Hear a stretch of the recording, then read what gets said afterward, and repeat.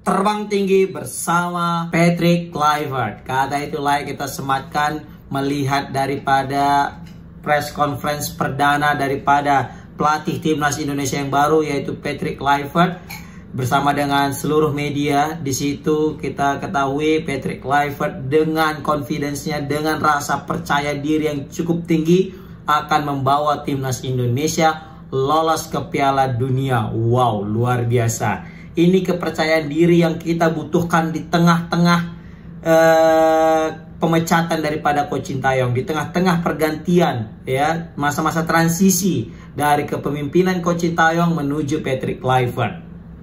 Semoga aja apa yang diharapkan daripada Patrick Kluivert ini betul-betul menjadi kenyataan. Tapi di sini aku menyoroti bagaimana rasa percaya dirinya cukup tinggi, dan aku sangat suka ya dengan kepercayaan diri yang tinggi seperti ini. Ini menandakan bahwasanya orangnya juga nggak main-main, dia pasti akan mengerahkan segala kemampuan yang ada untuk timnas Indonesia. Nah, yang paling menggelitik ya, yang paling kocak itu dia ngomongnya gini, untuk dua laga nanti ketika menghadapi Australia dengan Bahrain, ya aku nargetkan cuma 4 poin aja lah, ya kan. Terus ditanya lagi, kenapa cuma 4 poin ya? Iyalah, nanti nggak enak 6 poin, ya kan. Respect lah sama, sebenarnya dia itu pengen 6 poin, tapi ya respect lah sama Australia katanya. Oh makjang, ya kan. Tapi katanya kita harus respect sama lawan. Ini kan membuktikan jiwa-jiwa kesongongan ala-ala Indonesia, guys, ala-ala warga lokal. Ini kan sombong-sombong kayak gini kan sombong-sombong warga lokal. Ini jangan-jangan nih Patrick Kluivert ini punya darah-darah Indonesia, betulan punya darah Indonesia ini kan. Karena jiwa kesombongan dan kearogannya itu, dan jiwa-jiwa sombongnya itu udah tertular betul ya. Dan betul-betul kayak udah merasuki mendarah daging kepada Patrick Kluivert, guys. Baru juga di sini banyak kali netizen juga yang mengomentari bagaimana tentang percaya diri daripada seorang Patrick Kluivert yang selalu tetap positif ya. Bahkan diterpa berbagai macam isu judol, baru juga ada isu tentang dia itu buruk track recordnya, tapi respon dia tetap positif, guys. Ya aku nggak mau bahas itu, kita bahas tentang bola, tentang perkembangan sepak bola timnas dan menuju yang lebih baik. Wah, luar biasa ya kan. Ini Patrick Kluivert ini memang positive vibes-nya juga muncul. Kita lihat juga di press conference juga murah senyum, begitu juga lebih fleksibel, lebih friendly, dan juga setiap kata-kata yang keluar dari mulutnya juga auranya positif gitu ya kan.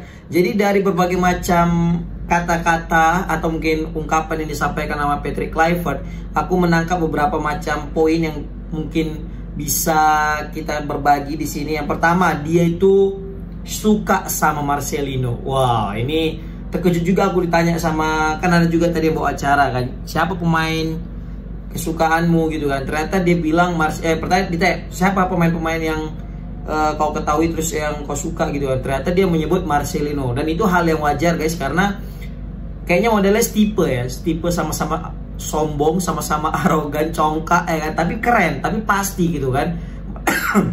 Marcelino itu kan songong-songong tapi pasti gitu ya kan, gayanya memang songong selengean tapi pasti. Nah itu juga yang senada dengan Patrick Kluivert ini. Tapi semoga aja Patrick Kluivert tidak hanya percaya diri di awal, tapi sampai akhir nanti dia harus tetap percaya diri ya kan. Jangan cuma awal-awal aja ya kan.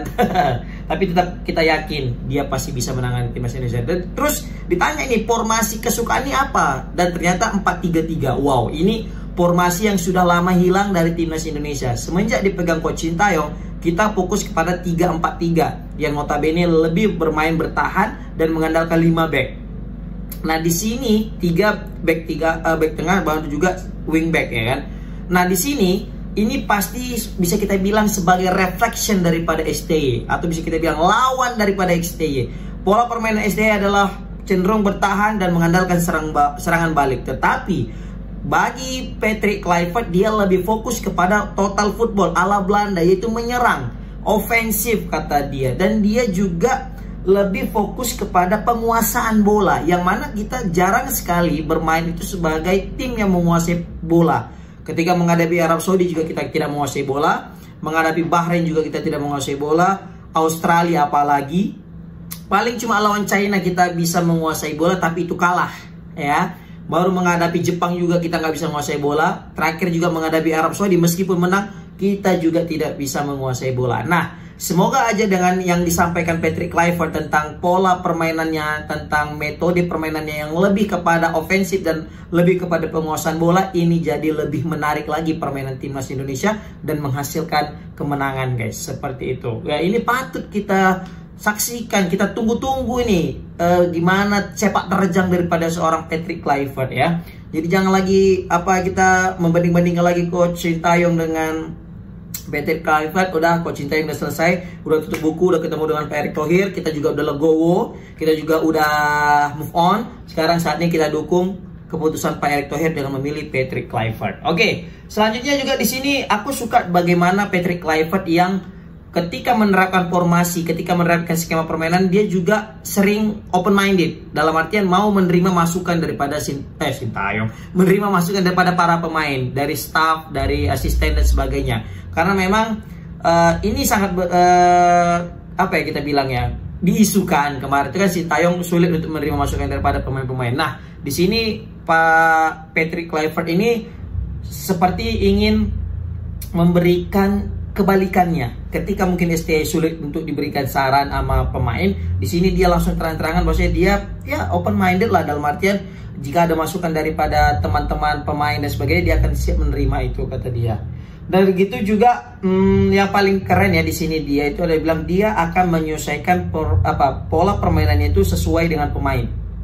Jadi kalau pemain juga nggak nyaman, dia mungkin nggak akan mau menerapkan itu, guys. Jadi di sini lebih toleransi sih, lebih lebih bisa meredam ego-ego para pemain, dan ini yang mungkin yang dibutuhkan oleh Pak Erick Thohir. Makanya digantilah dengan seorang Patrick Kluivert yang mana punya tujuan khusus selain daripada memang formasi, dia lebih ingin memenangkan locker room. Jadi locker room itu lebih cool, lebih adem, tidak lagi ada perpecahan, tidak ada lagi perdebatan, tidak ada lagi ya bisa kita bilang perselisihan antara pemain, pelatih dan jajarannya. Seperti itulah, guys.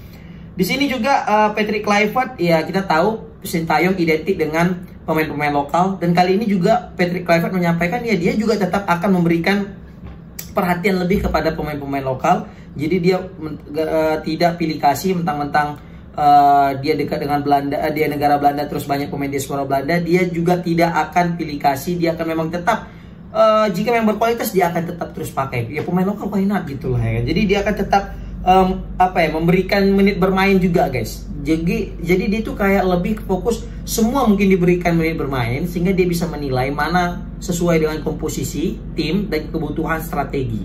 Seperti itu, guys. Tapi yang tetap Patrick Kluivert menargetkan 4 poin ketika di 2 laga awal, seperti itu. Dan di sini juga Patrick Kluivert menekankan dia juga sedang mengincar Jairo ya. Semoga aja Jairo ini bisa bergabung dengan timnas Indonesia segera. Kita tahu Jairo juga sempat main di Ajax, mungkin sempat bertemu juga dengan Patrick Kluivert. Mungkin Patrick Kluivert nggak mungkin sebagai pemainnya, tapi mungkin sebagai jajaran pelatih atau mungkin orang yang punya punya kontribusi dengan Ajax, sehingga mungkin hubungan mereka juga dekat ya kan. Jadi bisa kita bilang ya semoga aja dengan pengaruh nama besar Patrick Kluivert ini banyak pemain-pemain naturalisasi kita atau pemain diaspora kita yang mungkin masih mikir-mikir gabung main dengan Indonesia, dengan adanya nama besar Patrick Kluivert kayaknya boleh juga nih gitu. Dari yang sebelumnya mikir enggak lah, sekarang jadi boleh nih kayak gitu. Itu mungkin juga salah satu daya tarik daripada seorang Patrick Kluivert, yang mana dia punya nama besar, dan tambah lagi juga siapa sih yang nggak tahu Patrick Kluivert, legend besar daripada timnas Belanda kan gitu. Tambah lagi banyak pemain-pemain diaspora kita ini orang Belanda yang notabene pasti mereka sudah tahu betul lah sepak terjang daripada Patrick Kluivert ketimbang mungkin Sintayong yang mungkin dia orang-orang diaspora ini juga bingung ini siapa sih pelatihnya Sintayong. Mungkin juga ada efek karena pelatihnya orang Asia, dia juga kayak ya ngapain masa dipimpin sama orang Asia kan gitu. Ya kita tahu lah ego-ego daripada pemain-pemain Eropa itu sangat besar juga, makanya dibutuhkan orang yang bisa mengamankan, orang yang bisa meredam ego-ego tersebut, dan itu jatuh kepada Bapak Patrick Kluivert. Udah pakai peci dia ya kan. Oke. Nah ini juga aku melihat nih kayaknya dia itu semacam antitesanya STY ya, bagaimana sangat berlawanan dengan STY kayaknya.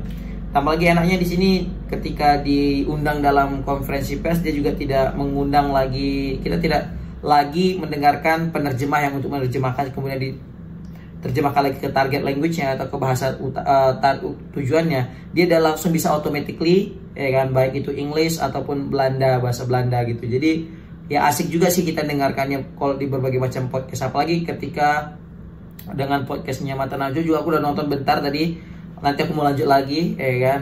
Itu asik sih tadi aku nengok cara dia ngomong, terus juga di press conference juga dia cara dia ngomong. Ya positif vibes banget lah daripada seorang Patrick Kluivert, dan senyumnya itu juga ya, senyum orang Indonesia kan, yang mana senyum manis murah senyum.